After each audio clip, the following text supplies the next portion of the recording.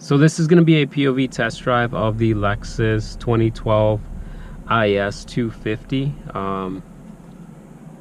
So yeah, let's go for a drive.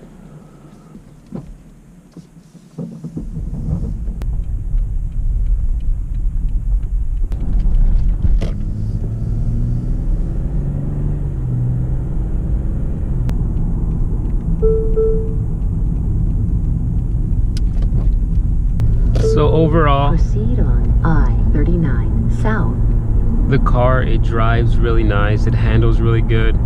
It is all-wheel drive, so that's good for the winter, the snow, and it's even good just all around to have. I feel like the car is grippy when I step on the gas. I feel a little more confidence that my tires are not gonna spin out on me or anything like that. I have the light set on at 70, so that's probably gonna stay on for the drive there. If I go under 70, this little ring around the speedometer here will turn off. Here, I'll try it now. So there it is, it's off. So now let's go 70. So there we go, 70. It is a little bit of a smaller car. So if you're really tall, this is probably not gonna work out for taller people. It's literally this, like if I try to put my arm up, it's a small car. And see, there's cars next to me and I can hear them, but it's still quiet. The suspension is pretty good. I like that it has the GPS. GPS is nice to have. I don't need to use a smartphone or anything like that. It is a 2.6 liter, 2.5 liter 6-cylinder. So IS350, that's a 3.5 liter engine, 6 cylinders. I hear that one's pretty good. It's pretty fast. This one's fast enough for, you know, just everyday driving, and it has enough torque, it has enough horsepower. I think it's like 204 horsepower, which isn't a whole lot. It is a smaller car, like I said, so it definitely, you can feel, it feels pretty solid. The GPS, everything is touchscreen, so you can just go in there and type away. It's really user friendly. I like the GPS a lot. Climate is you can do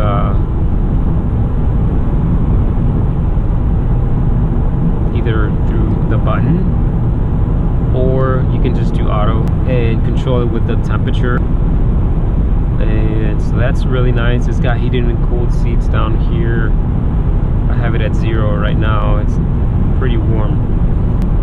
The wipers, automatic wipers, once it starts raining, they'll turn on and they'll adjust to the rain, like how much it rains. Or you can do it manually.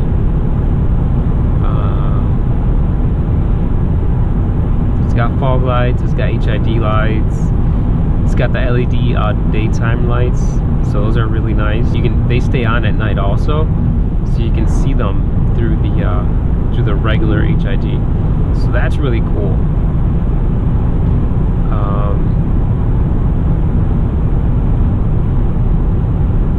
It's got a sunroof here. It's got a few buttons up here. It's got some LED reading lights, and then it's got a regular light. The ambience of the car is one of my favorite things. My previous car was a Honda Civic, a 2000 Civic. So that's nothing like this one. I really like my Civic, but it actually broke on me while I was driving it one day in college. The ambience in this car, it's really awesome because, so when you get in the car, there's these little lights that light up at the bottom by your feet, and they stay on, but not bright enough to where you're going to be blinded. So that's really cool. You have these little lights on. There is this one LED kind of hidden, but that lights up the inside of the car. So like if you put your hand in the middle of the air like this in the dark, you'll see it on your hand. It won't illuminate the car, but it'll definitely make it look like, you know, like it's something, like there's a light somewhere. When you walk up to the car and you have the key fob, that's the little thing that you carry in your pocket. It's keyless. You just push the button here to start it or stop it. But when you walk up to the car, the lights under the mirror light up. There's these lights under the mirror there, and it lights up the outside of the car. So that's really cool. You don't have to do anything. You just have to walk to the car, and the outside lights up, and I think the interior lights up too. It's keyless entry.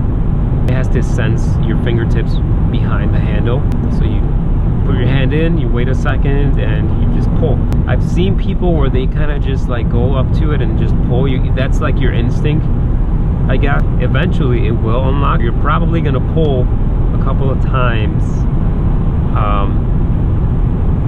so I wouldn't do that. It's got this button here.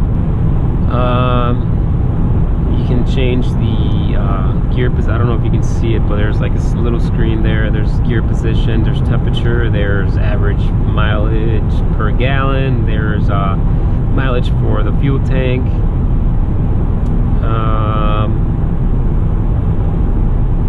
I think the temperature and things like that, if I didn't say that already.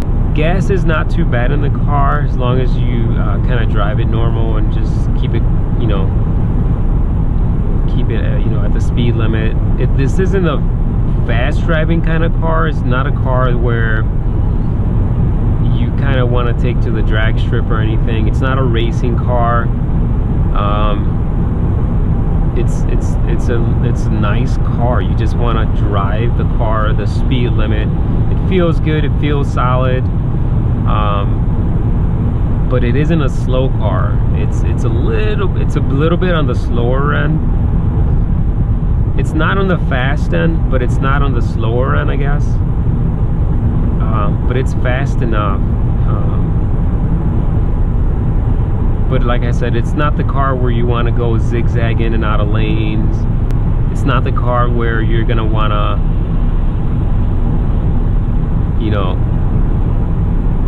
take to a circuit track or anything like that, or circuit course. I mean, you probably can. It's not that car. It's a car that it's a nice car. It feels solid. It's good. Let's do a lane change here. It's got the buttons here to like answer a phone call and things like that.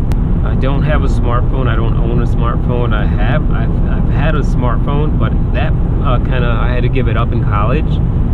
So now I have a prepaid phone, and that's getting me around pretty good. Just don't see the need for a smartphone for me. I like not having a smartphone. It's pretty relaxing. Would I like to have a smartphone? Yes. Do I want to pay $600 plus another $80 a month for a smartphone? I don't want to do that. $80 a month times 12, so that's 800 plus 160, so $960 a year plus $600 off the bat. I mean, I could find a lot of other cool things to do with that money that's spent a year on a smartphone, because it's only $600 up front and then the $80 a month, just about, for an iPhone. They'll update it next year. 2 years later, they're gonna update it again. They're just gonna keep updating it, and I'm gonna want that phone. I think I read somewhere that the cheapest, or the cheapest right now is the most expensive later on. So don't short yourself on quality products.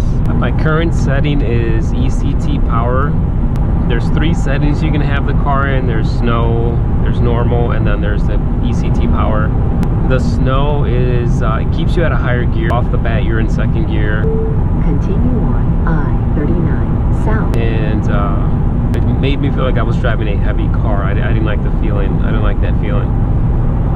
Normal mode, I don't know, it took me a while to get used to it, because the gears shift a lot later. It's not as responsive as you feel like it should be, I guess.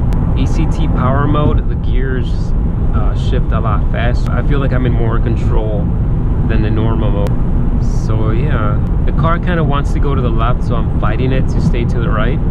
I think this is just that's normal. I'm not, at first I was a little worried, but I think it has to do with the all-wheel drives. The 4 tires getting worn out. New tires with alignment will probably, would fix that. The steering wheel feels really good.